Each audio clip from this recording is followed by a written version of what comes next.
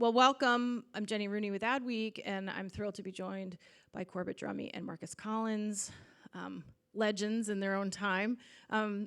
Actually, I've known both of them for a bit now, so this is a really cool reunion of sorts. We're going to talk about this concept of marketers run the machines, and I just love how that's positioned, because I feel like, obviously, whenever we talk about AI, there's sort of like this just underlying anxiety around, control and how can marketers continue to hold sway in the work that they're doing, even as AI, with all of its incredible unlocks and opportunities, comes to the fore. So we're really going to dive into some topics that I think some people don't always talk about in the context of this conversation. The first one is this concept, and I promise it's going to end on a super positive note, but both of these guys are in it to, I think, be real about this, and I think that's really important, because you got to get over the things that might be holding us back before we can actually get to where things can be really awesome. And the first question is around this concept of fear. Like, it feels like there's, and Marcus, I'll start with you. We've heard a lot of fear in the creative industries around AI. From your experience at agencies, what distinguishes teams that integrate AI successfully from those that don't? I think the framing of the conversation is spot on with regards to some of the trepidation that the advertising practitioners on the agency side are experiencing.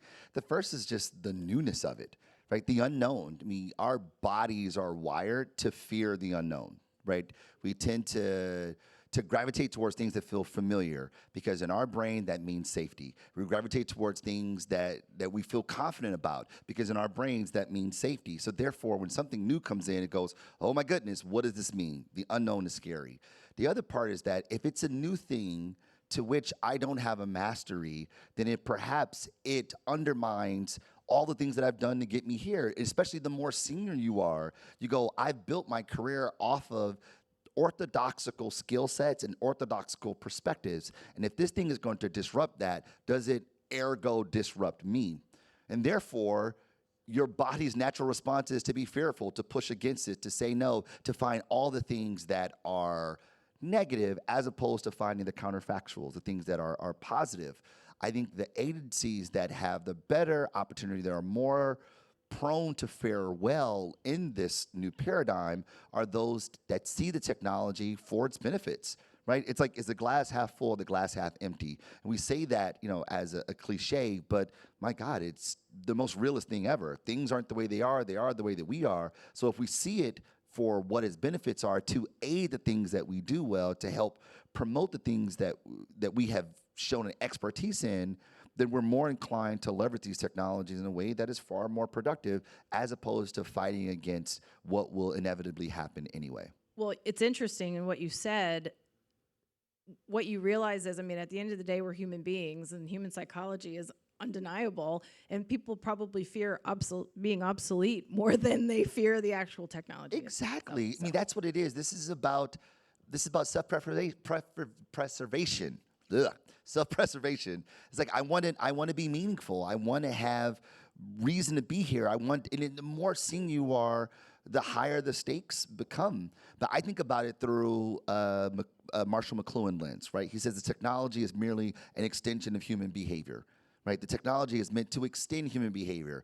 The wheel extension of the foot, glass extension of the eyes, closed extensions of the skin. And by that same logic, these technologies are just extensions of us. Social networking platforms. Everyone thought, oh my God, social networks is going to kill media, is going to kill these things.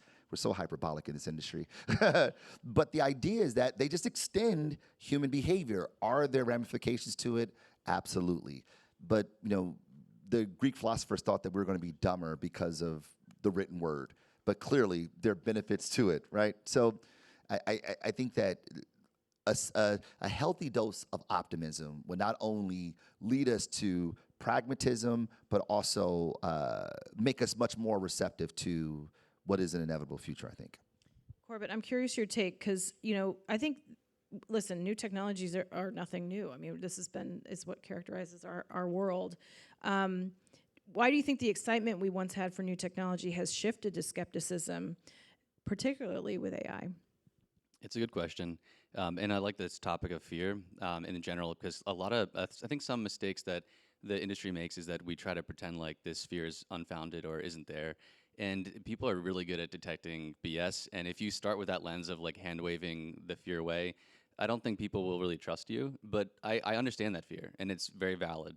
But in terms of why I think people are more scared about AI than other trends, like we are no strangers to change. In the last decade, I worked more in like the creator world, and every 2 years there was a new social network you had to learn, and the industry felt like it changed every 2 years or so. But the pace of AI is so fast that I think that's what freaks people out. There's also something tied up there where when you first try it, you get kind of like generic results, and it's too easy, and so you get this mixture of like bad quality, and it seems like too easy. And when you try to really get to know it and become a like develop the craft of making something that passes your vision with AI, you realize how much craft it takes to get a result that's good. And so I don't think that's gone away. I just think it's another tool. But it's like the speed of how much it's disrupting our industry is really freaking people out. And I think like when your question on like why is that different, I'm pretty sure it's that. But why people are going so much to the negative versus like understanding the positive, I think it's because they can see like their first visceral reaction is like worry for my own job. But what they don't see is like, okay, this floodwater is covering a lot of the things I used to do, but we don't see like the peaks of how high it can take us once we adopt it and master it, in the sense of like, early TV was just reading radio scripts, and now look at that medium. So I think there's a lot that's going to happen with it. But yeah, the visceral reaction of fear, I think, is very understandable. But once you play around with it, you realize how hard it is still to make something good with it, and how your job is safe. Like eventually, in a long time from now, we're all screwed. But trust me, near term, you're fine. Well, also creativity is such a personal thing. There's a lot of passion around that, so it's no surprise that specific to that. I mean, I imagine if you, to your point, wrote radio scripts for a living, you were the best copywriter when it comes to radio, then this thing called television comes in, you go, what is this BS? What's going on here? Who needs pictures? It's all about your hearing. If you can hear it, then you can imagine it. You're like, fam, come on. Right. So something interesting about just copywriting in general, when ChatGPT came out, I'm pretty sure everyone who was a copywriter was like probably the most worried. I feel like, AI is this bomb that's going off where it's like impacting different fields. And for the creative world in general, it hit our industry first. Like this tidal wave hit us first. There's some industries that are insulated because of regulation or other things, but ours has always been a fast and loose industry. We always adopt technology early. And so we felt the change early. And copywriters probably first. But the irony is that, like, building LTX Studio, you can make something A to Z. And my, hot take is that, a copywriter, you might have thought, oh, ChatGPT can take their job, but it can't make really good stuff. And if you are a really good writer, now you have the tools to make an entire show. Like, you could make a Rick and Morty as a good copywriter with today's tools. And you can be a one-man band, a one-person band, where you can make this complete work that you couldn't have done before, because these tools make you good enough at everything else to ship something that you could never have done. So I think like copywriting seemed like it was in trouble, but I think that a good writer right now is so advantaged versus before. I think that is so well said. I often think about AI through the lens of music. I was in the world of music before I was in marketing advertising. And I think about AI sort of like the advent of the drum machine, right? If you were a drummer back in the day, when this drum machine came in, you were like, this is some bull, dude. I am the best session drummer there is. This is nonsense. It can't do the fills that I could do, etc. And they didn't adopt the technology. They were like, no, I'm a live drummer. That's some bull. And if someone who's a composer goes, well, I can't get a live drummer for this session, I'm going to learn this new technology. I'm going to use the drum machine. It's not as good as a drummer, but it does the job. And over time, more people started using the technology as opposed to hiring a real drummer, to a point where live session drummers go, dude, there's no more gigs for me.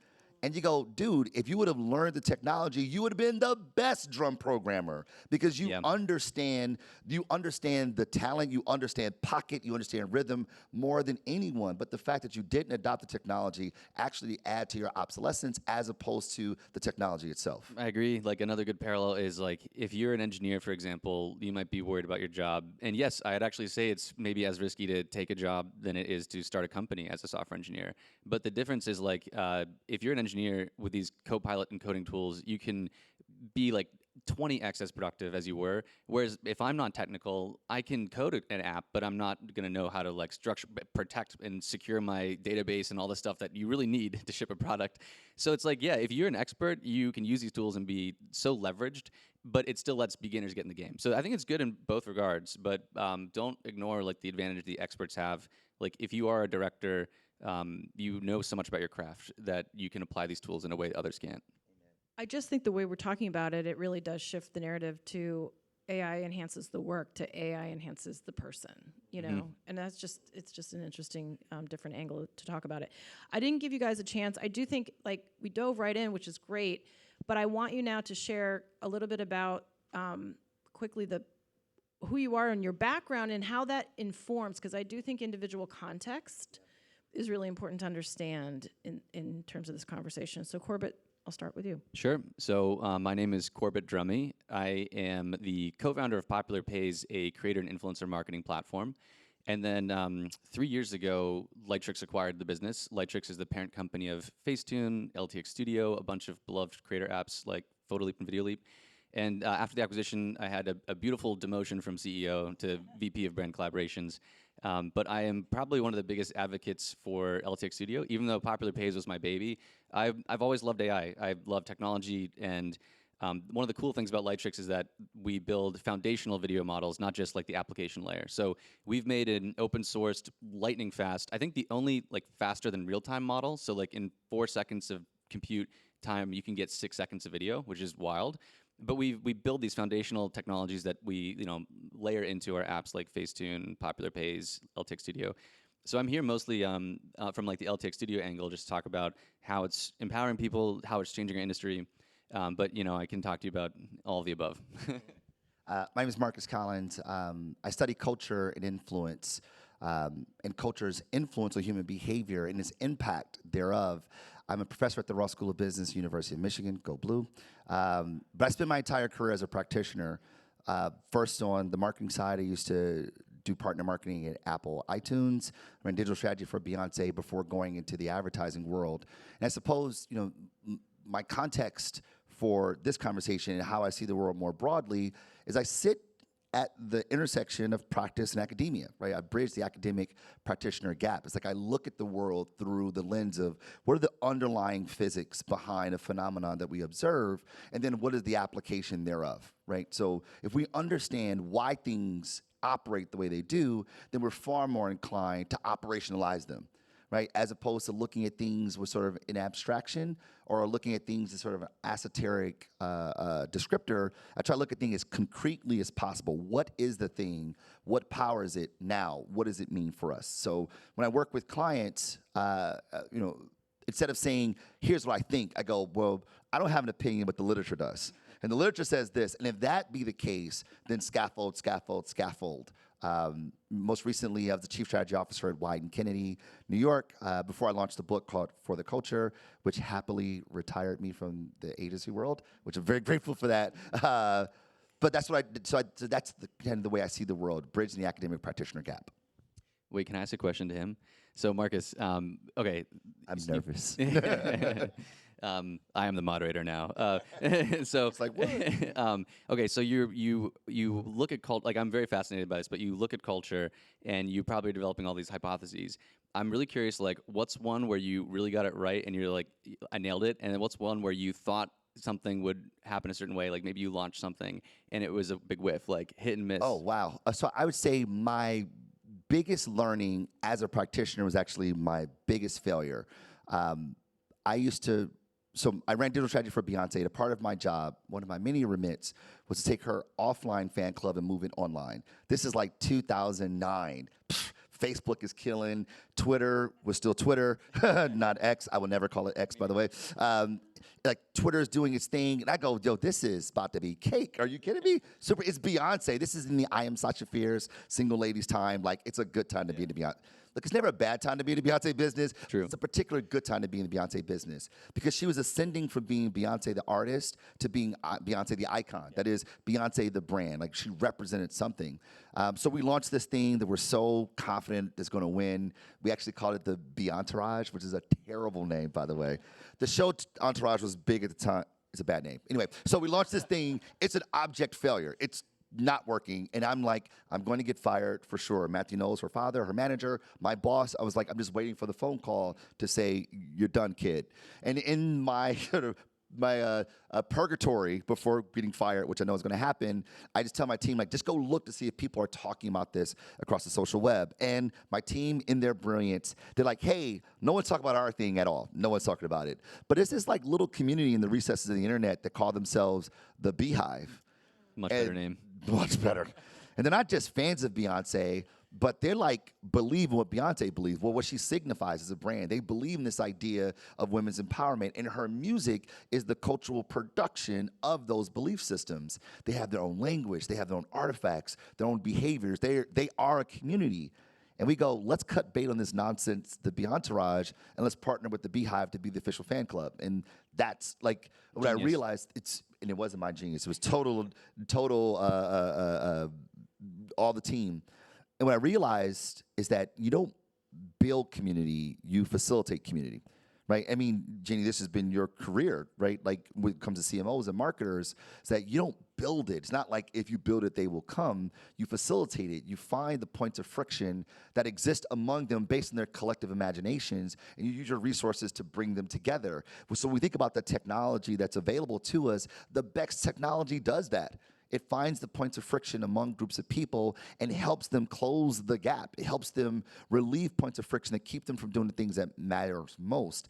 And the technologies that are most successful are the ones that feel magical in doing that very thing. So big learning, but also a big failure. It's a great segue into the next question, frankly, which is that what are the non-negotiables of human creativity that we must make sure that we hold on to, even as we evolve with the power of AI? So that's a question for either of you.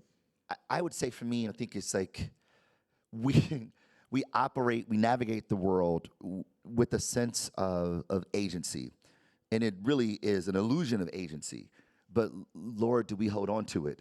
You know, that we think we wake up in the morning and decide what we're going to wear, where we're going to go, what we're going to do, what we're going to eat, who we're going to date, where we're going to work. All the things that we do when we navigate life, we think that we make those decisions. But the truth of the matter is that we only have an illusion of decision making. Our decisions are being made by our people, by the people who are like us, right? Culture moves forward on the basis of one simple question. Do people like me do something like this? The answer is yes, we do it. The answer is no, we don't.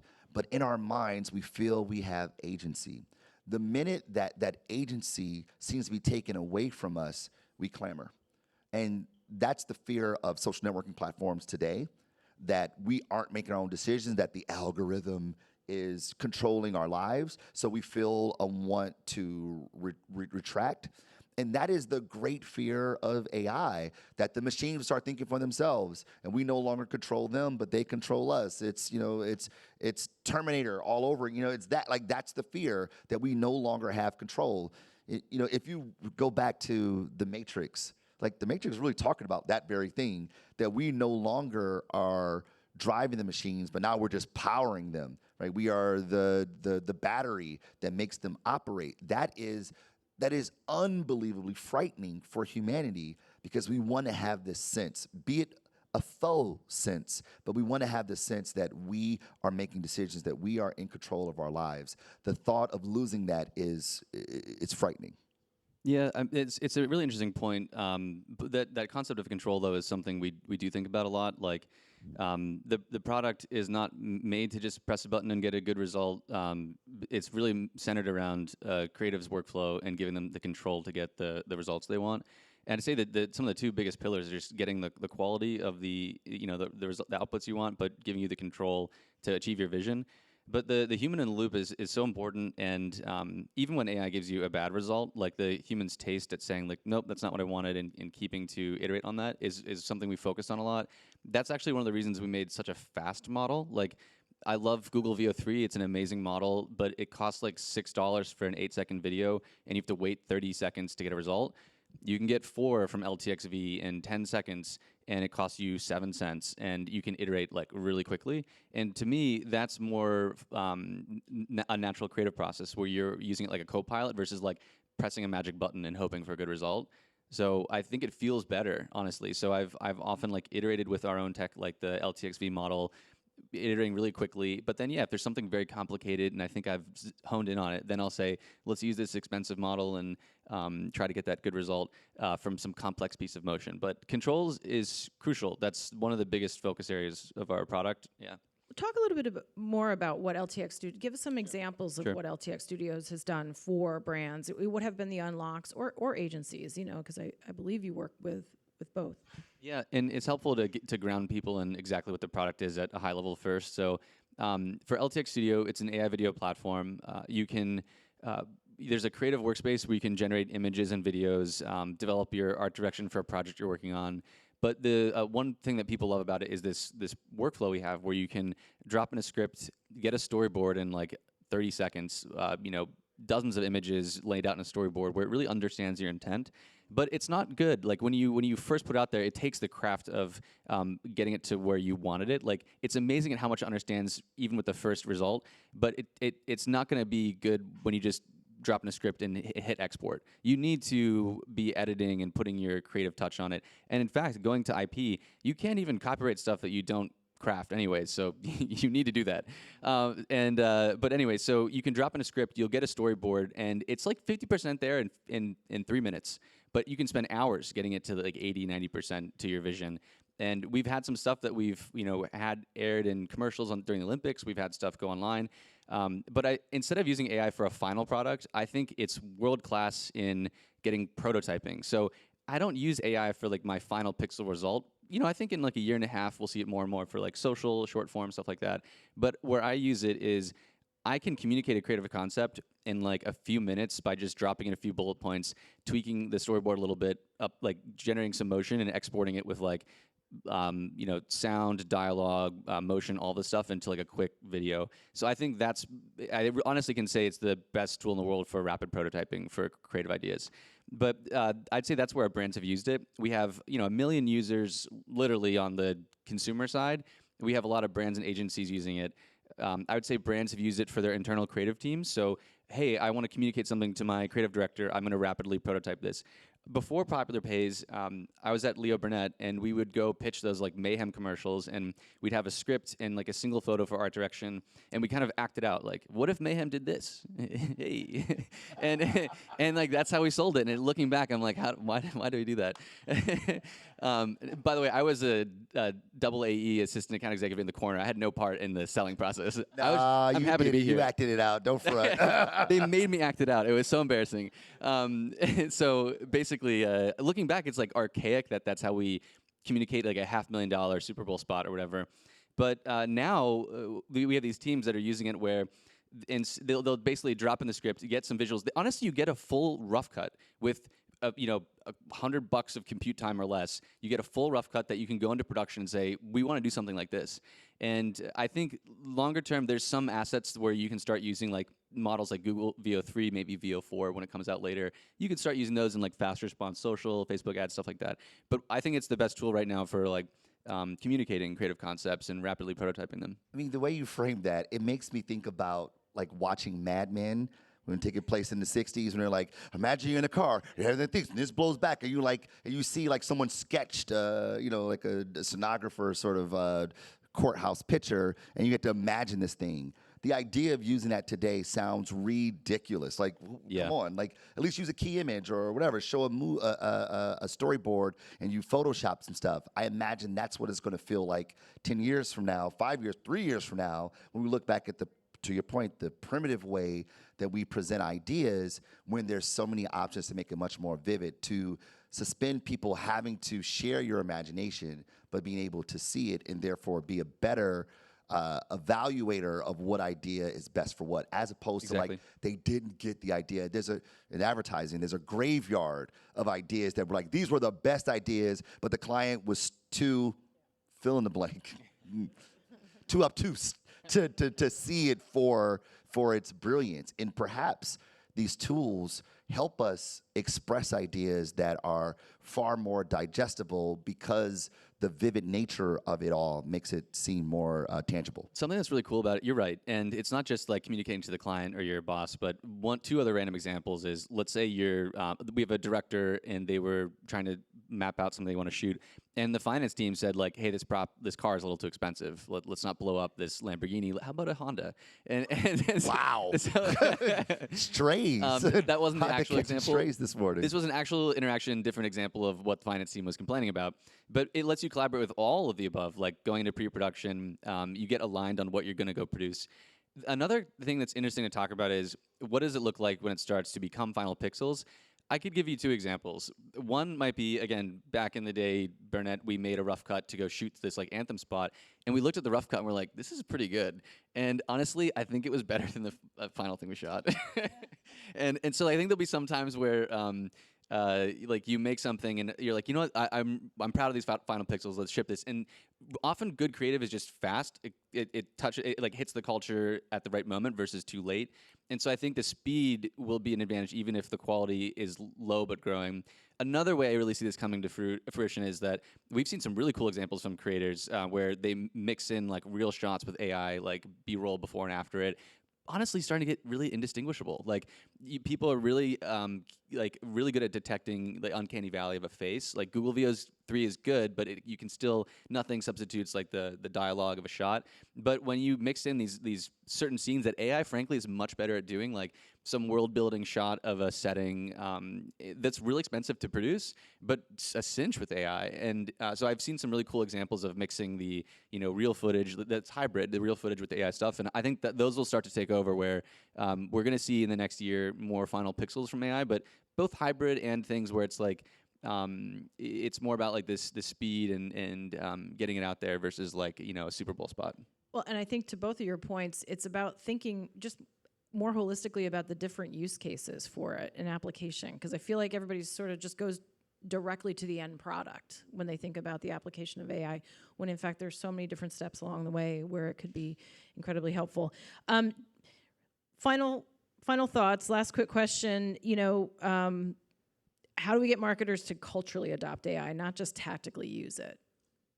Well, I mean, I think like in all things in culture, it starts with beliefs. You have to inspire people to see the world in the way that it could be, not the way that it manifests in people's minds. Culture is anchored in who we are, identity, how we collectively see the world, the beliefs, ideologies that we hold, right? Is a cow leather, is it a deity, or is it dinner? Depends on who you are and how you see the world. So if we get people to buy into a shared reality, we then buy into a shared way of life because of what we believe, and which ultimately informs our collective production, what we create and how we express ourselves. It took a long time for social to be adopted within the agency world as a viable, credible, worthwhile canvas for creativity.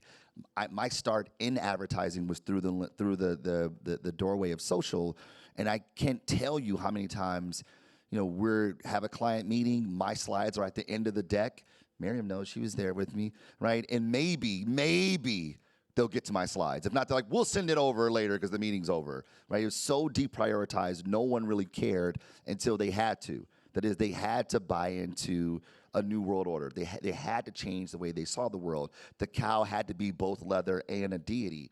We have to inspire the industry to see the world that way.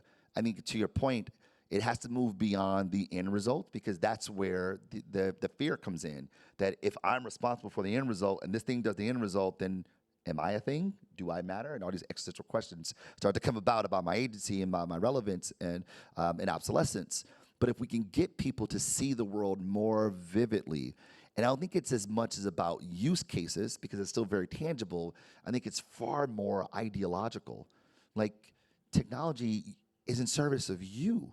These are just different canvases by which you can spread your brilliance. These are just different ways by which you can be great. You could be a drummer on the live set, on the live drums, but you can also program, and you can do them both.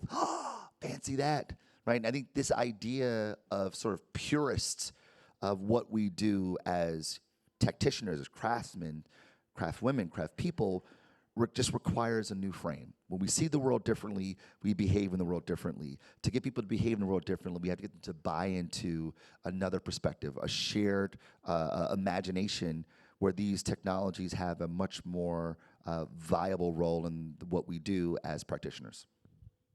It's funny. This question is really more suited to you in the sense of, how does AI get adopted by culture? That's like right up your alley. I'd say the only things I can add to that is when I think about things that go mainstream. One of them is that it helps you do something that couldn't be done before, for example, like electric cars were on the fringe until Teslas became faster than gas cars. And then it shifts your perspective. You're like, wow, this is a performance vehicle. I guess if we had artificial meat, it wouldn't be adopted by society until, the French Laundry uses it because it's just better. You can get more precise with it. And once the top people in the craft adopt it from a performance basis, then it starts to be like kind of percolating down and accepted and be mainstream. Another is the bottom up. Like, one of the most inspiring things I've seen recently is like a kid who is 10, another kid who is 7, both, vibe coding something like a video game that was the best like computer game I've seen potentially like ever, like online web browser game, not like a console. He's not that good. He's just 10. The other part is I'd say kind of vibe directing, like giving these tools to kids and seeing what their crazy imaginations can do. I think once people in the industry are seeing like how many people it's bringing into the field of creativity, like imagine if as kids we didn't beat all the creativity out of them and we enabled it from an early age. It's so hard to like get into coding in the past, and to the people that later learn about like constructing databases probably first made a computer game, got excited, and wanted to build more advanced stuff. And vibe coding, the 100x is the field of people that go into both these fields. Even though it's really disruptive to us, it's really opening up the playing field for the youngest generation. So I'd say like either percolating from the bottom up, as people see what it's enabling for like kids getting into the fields, and then from the top down, I think we're very close to just these standout creative examples that would not have been possible without AI. And we're not there yet. Like, we've had some good ones, but the field is so young. But that's what we're trying to do. We're trying to make those tools to take the experts at their craft and break new territory. Like, that's the artist's job, is to charge ahead into new territory, and our job is to give them the tools for that. So well said. Thank you both so much. Have really enjoyed the conversation. Please join me in thanking Marcus Thank you, Jenny. and Appreciate Corbett. you. Thank you much.